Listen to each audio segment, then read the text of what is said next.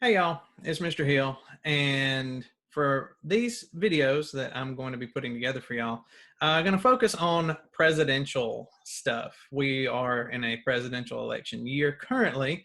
Of course, it feels like presidential election years because it's been going on since like 2016. This presidential election has been going on since 2016. The one before that had been going on since 2012. The one before that since 2008. It's like we're in a constant state of presidential election, which can be exhausting unless you're a nerd like me and then you kind of enjoy that kind of stuff. So that's what these videos are going to be about. So in this first video, we'll be talking about some kind of overview stuff about the presidency and what the president does, what their job description is, and like qualifications and those kinds of things. So let's see. The big essential question is, does the current electoral process result in the best candidates for president? Which is an excellent question, especially if you look back not too long ago to 2016. You had for the Republicans, Donald Trump, and for the Democrats, Hillary Clinton, categorically, undeniably, the two most unpopular presidential candidates of all time. So the question is, were those the best two that we could have come up with? I don't know. So in section one, the first video that we're going to do today, what are the roles and qualifications for the presidency? In the next video, what occurs when the president is unable to perform the duties of office? Next video, how did the process of choosing a president change over time? Fourth video, does the nominating system allow Americans to choose the best candidates for president? And then the last video that I'm going to be doing for y'all, does the election process serve the goals of American democracy today? So section one, the president's job description. A few objectives. Number one, describe the president's many roles. Understand the formal qualifications necessary to become president. Explain how the president's term of office has changed over time, and describe presidential pay and benefits. Several terms, and they apply to each of the president's roles that they take on, all the different hats that the president wears. So let's talk about those roles. The president acts as chief of state, the ceremonial head of the U.S., and the symbol of the American people. The way that I like to explain this, if you think about, if I ask any of y'all or anybody off the street, hey, who is the leader of Great Britain? Most folks are going to say the Queen. And yet, the Queen doesn't actually do anything. She sits around, she's famous, she gets to wear nice clothes and have beautiful children who get married to other beautiful people who have beautiful grandchildren for her. And I guess she gets to have tea and crumpets, which I'm sure is lovely. But she doesn't actually do anything. She has no legislative role or executive role in the United Kingdom government. So in this way, the president being the chief of state, that role for the president of the United States is similar to the Queen of England in that if you went to Spain or Mongolia or Brazil or somewhere and said, hey, who's the leader of the United States? The first person they're going to say is the president. They're almost a ceremonial figurehead for us as a nation. Next role, the president is the chief executive.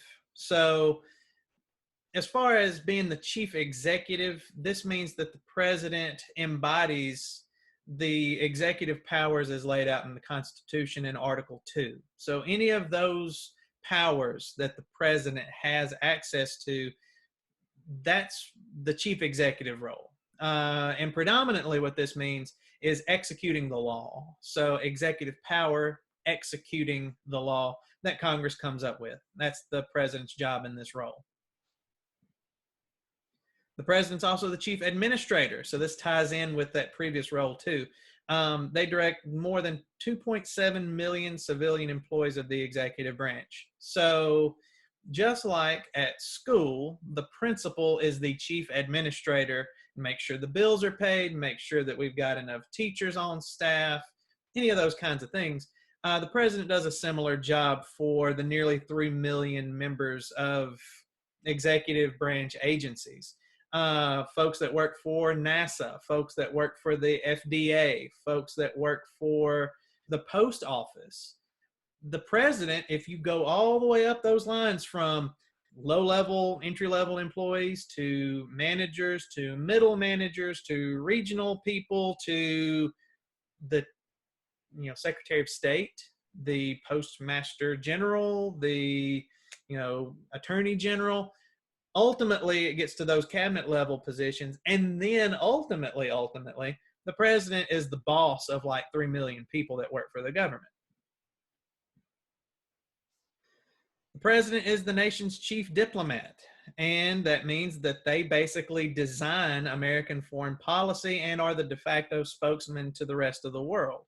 Again, whenever people in other countries see anything on the news about the United States or any kind of like press conference or anything like that, it's usually the president themselves that's doing that speaking, that's doing that information gathering or information giving, excuse me. This is probably the most famous role that the president has. They are the commander-in-chief of the nation's armed forces. It doesn't matter if they have any actual military experience or combat experience. They still call the shots for all those men and women that serve in military roles. So the president can, if they don't have any experience, obviously surround themselves with admirals and generals and folks that have like served a lifetime in the military and probably know a bunch of strategy and things like that. But they don't even have to do that. They could, teach themselves a lot of stuff. Think about like Abraham Lincoln, 16th president. He didn't have any military experience, and he had a whole dang civil war to go through. So what he would do is just get a bunch of books on military strategy and techniques, and he just studied. Like, he Googled how to be a military leader before there was Google. But he was able to pull it off, and obviously the Union won the Civil War, which is why we are still one country even today. The president is the chief legislator. So this is a little confusing. Let me explain. The president does not make laws. That is not the president's job. That's Congress's job. They are the legislative branch. That's the lawmaking branch. The president's job as executive is to execute the laws that Congress came up with. Now, having said all of that, the president can and does propose laws. The president can set the congressional legislative agenda through things like the State of the Union address.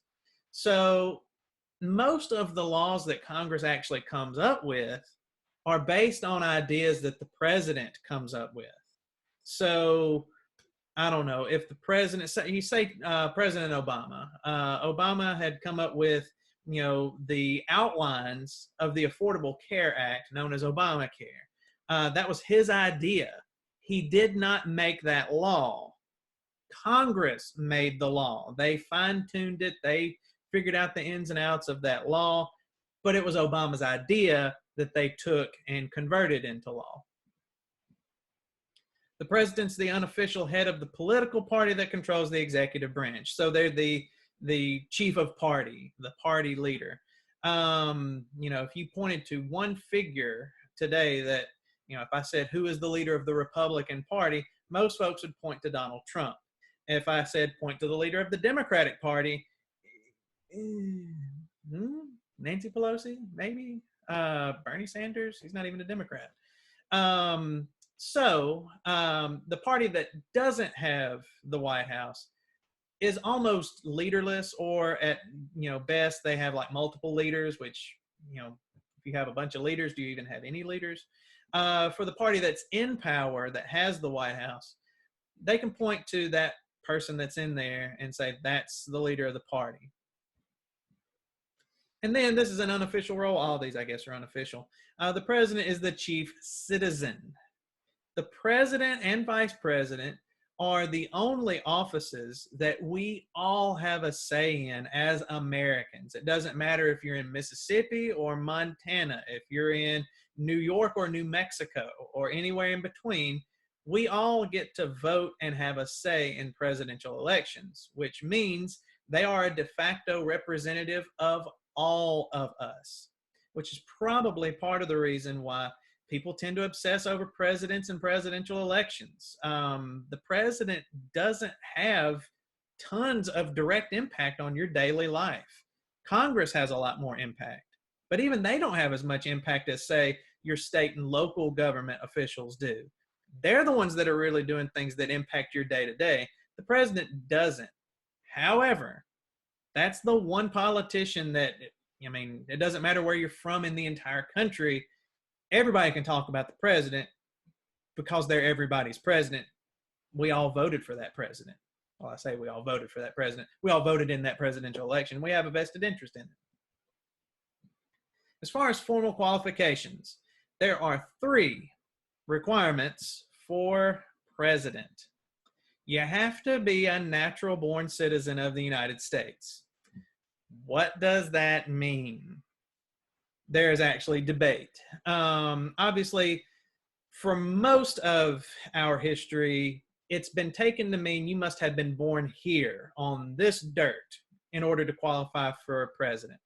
However, that's not actually ever been like tested like in a presidential election or in the courts. For instance, if you go back to 2016's Republican Party primary for president, you had Donald Trump, obviously, and then like 50 other people running for the Republican nomination. One of them was Senator Ted Cruz of Texas. Now, the interesting thing about Senator Cruz is that he was not born here. Where was he born? Of course, senator from Texas, last name Cruz, your first thought is like Mexico, which is not a bad guess. He was actually born at the opposite end, in Canada. Ted Cruz is Canadian-ish.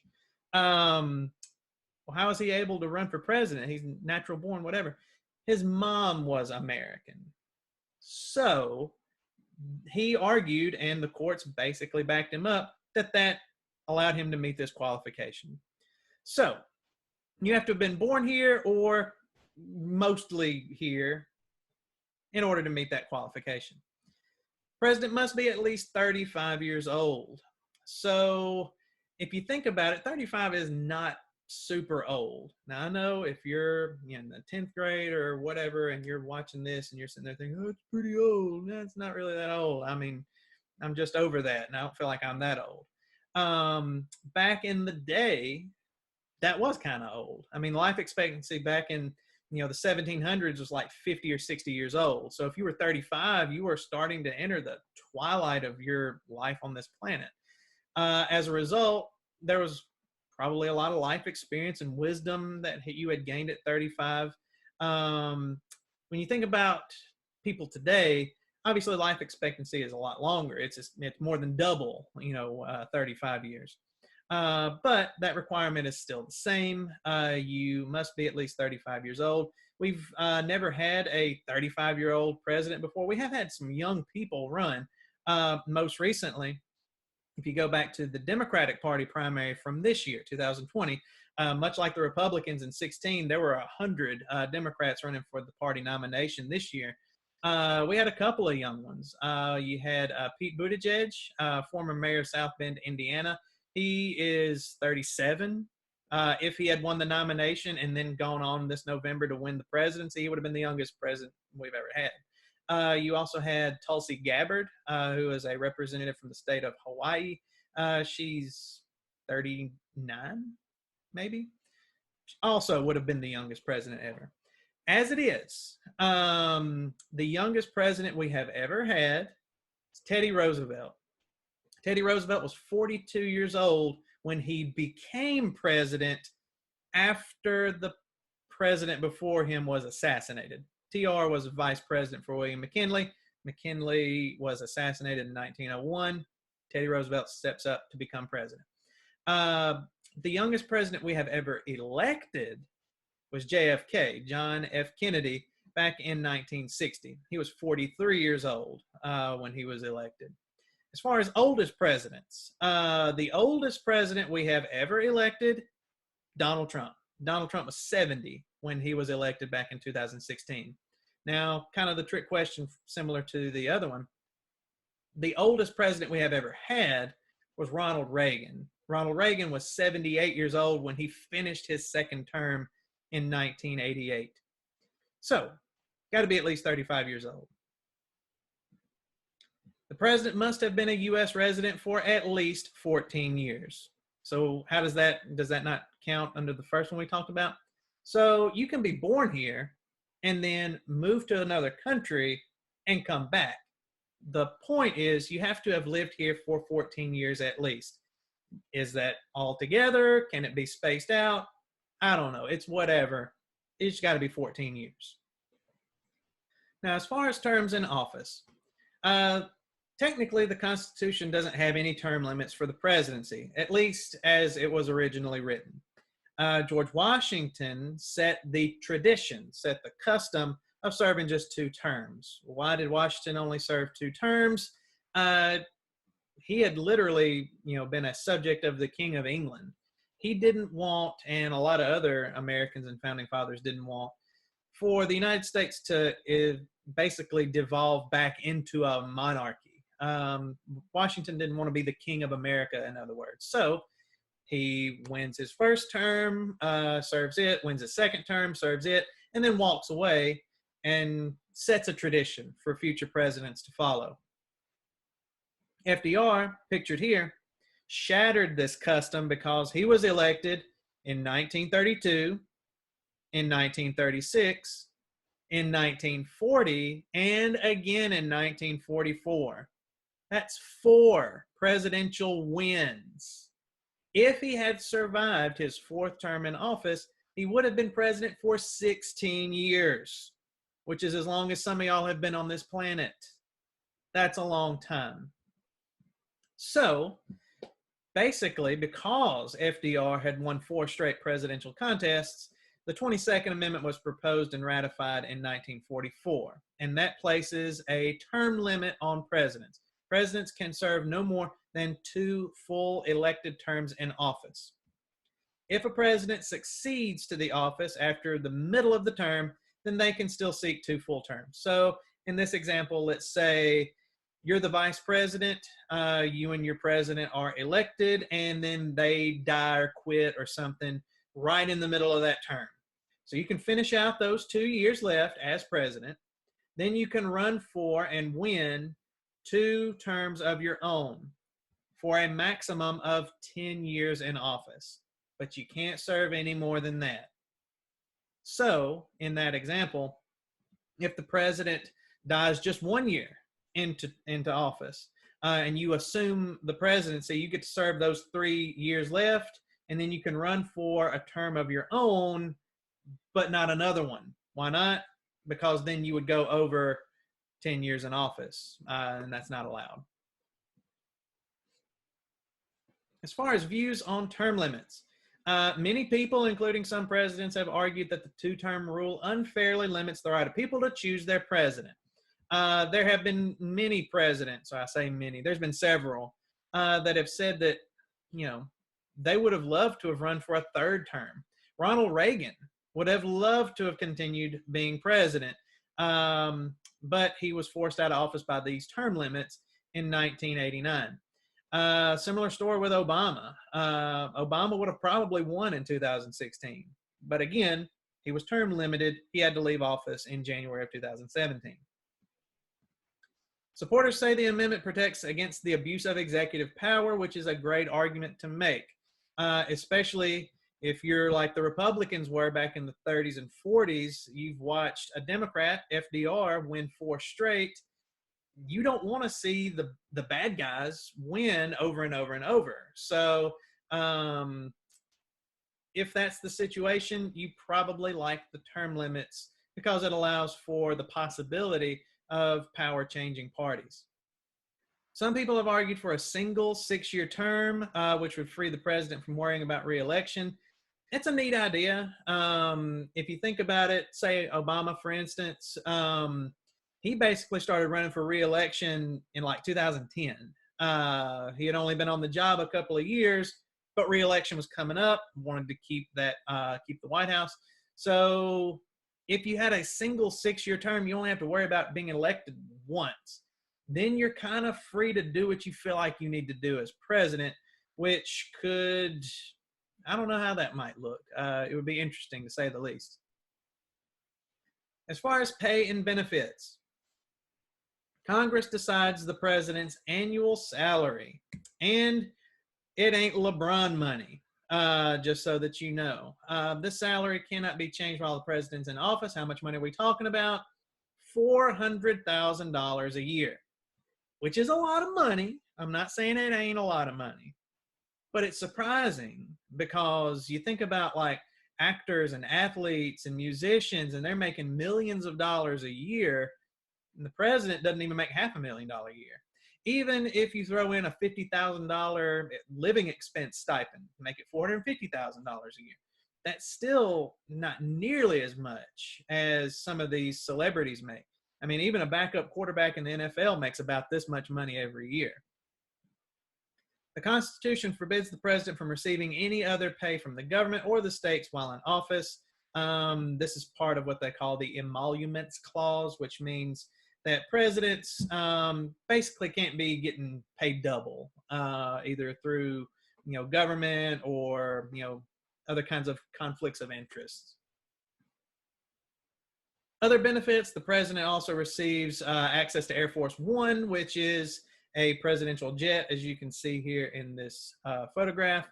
The president can literally control the country from 30,000 feet in the air, which is pretty impressive. They have access to the White House, which is a 132-room mansion on 18 acres of prime real estate in the middle of Washington, D.C. Very nice. Camp David, which is the presidential retreat. It's exclusive for the first family and invited guests. Lots of cars, fancy cars that have fancy gizmos and gadgets. I'm sure it's, very James Bondy if you really got down to it. Large staff, lots of offices, excellent health care and other fringe benefits, pension, retirement, that kind of stuff. And that's it for section 1 and this first video. Tune in for the next video where we talk more about president stuff.